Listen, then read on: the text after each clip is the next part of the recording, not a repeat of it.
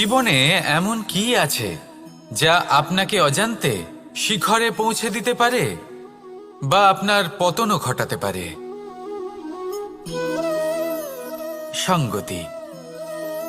যদি আপনি কোনো শ্রেষ্ঠ ব্যক্তির সঙ্গ লাভ করেন, তাহলে তার শুভ চিন্তা, তার গুণ, তার স্বভাব আপনার মধ্যে চলে আসবে। আপনি আরো শ্রেষ্ঠ হয়ে উঠবেন। আবার সেখানেই যদি আপনি কোনো দুষ্ট ব্যক্তির সঙ্গতি লাভ করেন, কোনো খারাপ মানুষের সঙ্গতি লাভ করেন, তাহলে আপনার শুভ চিন্তা, আপনার গুণ, তা যে কখন আপনার থেকে কেড়ে নেওয়া হবে সেটা আপনি জানতেও পারবেন না। দেখুন, এই সঙ্গতি হলো অত্যন্ত গুরুত্বপূর্ণ। এই সঙ্গতি আপনার নিয়তি নির্ধারণ করে। আপনাকে উদাহরণ দিলে, বৃষ্টির ফোঁটাকে দেখুন। যদি কোনো ফোঁটা গাছের পাতায় এসে পড়ে, তাহলে তা জীবন দান করতে পারে। যদি এমন কোনো ফোঁটা সাপের মুখে এসে পড়ে, তাহলে তা বিষে পরিণত হয়।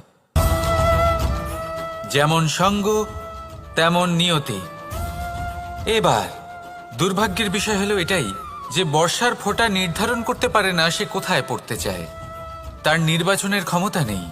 কিন্তু আপনার কাছে তো বিবেক আছে, আপনি ভাবতে পারেন, চিন্তা করতে পারেন।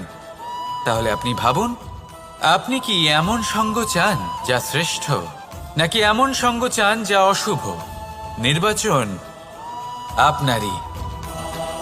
শ্রেষ্ঠ সঙ্গ বাছুন আর আমার সাথে ভালোবেসে বলুন, রাধা রাধা।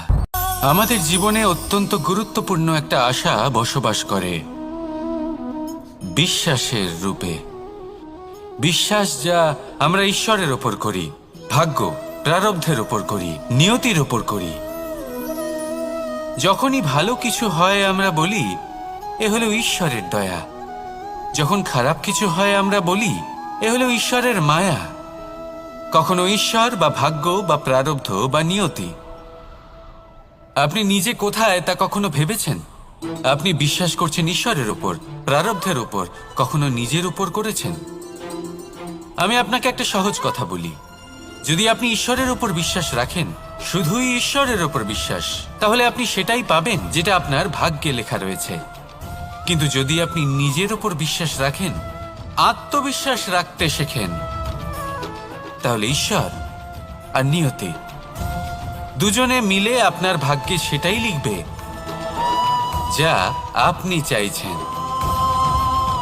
তাই মনে রাখবেন, সাফল্যের পথ হলো এই বিশ্বাস। নিজের আত্মবিশ্বাসকে ধরে রাখতে শিখুন। দেখবেন আত্মা প্রসন্নতায় ভরে উঠবে। তাহলে আসুন এই প্রসন্ন ভাব নিয়েই বলুন, রাধা রাধা।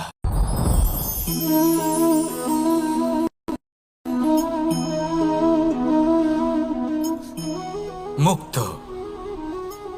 এই মুক্তই সবাইকে মোহিত করে দেয়, নিজের দিকে আকর্ষিত করে। অত্যন্ত সুন্দর, গোল, শুভ্র।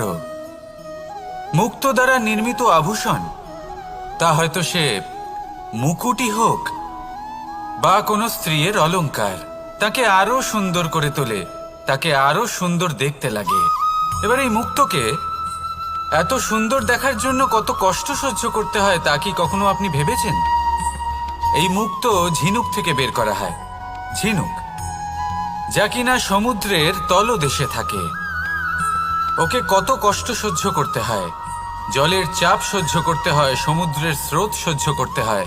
এই ঝিনুককে এত কষ্ট সহ্য করতে হয়, এই মুক্তকে এত কষ্ট সহ্য করতে হয়, তারপরে এর রূপ এত সুন্দর হয়।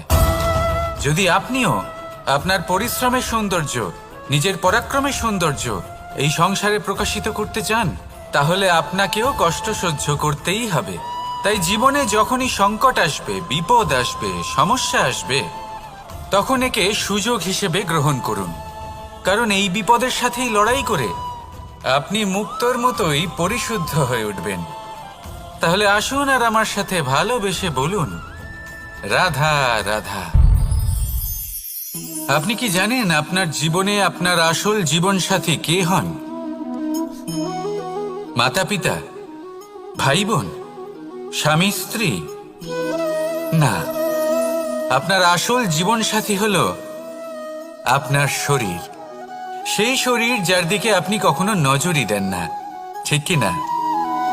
এবার যে মানুষ এই রহস্য বুঝতে পারেন তার জীবন এমনি শুভ হয়ে যায়। আপনি নিজেই দেখুন না, সে সংসারের মঙ্গলই করা হোক বা সত্যের রক্ষা করা হোক, তা সে শত্রুর সাথে যুদ্ধ করা হোক বা মিত্রকে রক্ষা করা হোক, এই শরীরই তো কাজে আসে। তপস্যাতে, বলিদানে, পরিশ্রমে এই শরীরই হলো আধার, ঠিক কিনা? তাই আমাদের কর্তব্য হলো যে আমরা যেন নিজের শরীরের যত্ন নিই। আমরা কি খাই, আমাদের কি খাওয়া উচিত, এটা যেন বুঝি। কোনটা সুপাচ্য আর কোনটা নয়, এটা যেন বুঝি। কারণ যেমন হবে অন্ন, মনও তেমনই হবে। যত ভালো অন্ন তত ভালো মন। আর সুস্থ শরীর হলো সুস্থ মনের আধার, এ কথা অবশ্যই মনে রাখবেন। আর যদি মন সুস্থ থাকে তাহলে সকল শুভ উদ্দেশ্য পূর্ণ হবে। তাহলে আসুন আর আমার সাথে ভালোবেসে বলুন, রাধা রাধা। কথায় আছে যে দৃষ্টি অত্যন্ত কঠোর হয়, অত্যন্ত শক্তিশালীও হয়। কথায় আছে যে কারোর উপর যদি কুদৃষ্টি পড়ে তাহলে তার বিনাশ কেউ আটকাতে পারে না। এই যে কুদৃষ্টি, এর উপাচারও আমাদের কাছে রয়েছে।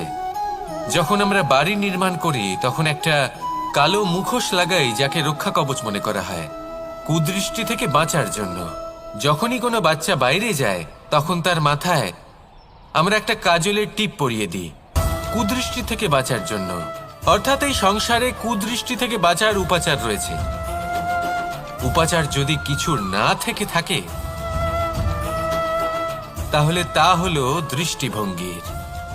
যদি আপনার দৃষ্টিভঙ্গি অনুচিত হয় তাহলে আপনার পতন কেউ আটকাতে পারবে না। না পারবে কালো মুখোশ, না কালো টিপ, না স্বয়ং ঈশ্বর। সেই জন্য নিজের দৃষ্টিভঙ্গি শুভ করে তুলুন, সব কিছু শুভই হবে। আসুন আমার সাথে ভালোবেসে বলুন, রাধা রাধা। কথায় আছে যে জীবনের আধার হলো সম্পর্ক, প্রসন্নতারও এবং ঈশ্বরের সাথে